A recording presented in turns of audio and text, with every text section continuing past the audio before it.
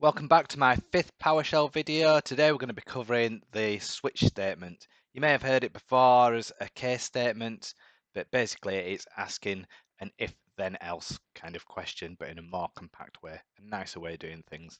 So we'll jump straight in. This script that you can see on screen at the moment, doing the usual thing of clearing the host, but we're setting a variable right at the beginning to say day equals 5.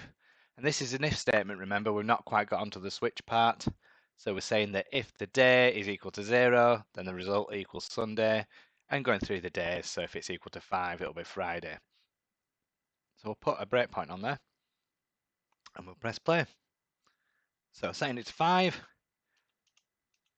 I'm going to look at days, we'll go through, day equals 5, I'm going to set the result to Friday, and then display the result as Friday. So we'll remove the breakpoint now. I'm going to comment out all this lot now, so we can get on with the next piece. So the next bit is the actual switch statement. So we're going to set this day to equal 3, so hopefully it'll come in as Wednesday. And we'll just press play on that. Wednesday, lovely. Put a breakpoint on here and just follow it through, see what it's doing. Pressing F10 to go through it.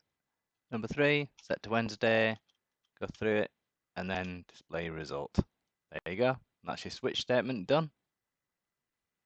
Today's website of the video is ilovepdf.com, and this is a site that will convert, give you various different tools all to do with the PDF files.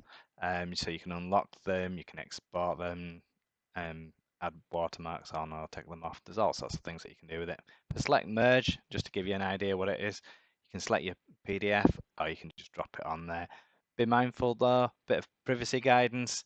This is going onto their site, so if there's something that's highly confidential, maybe you don't want it set on their site. There you go. Enjoy.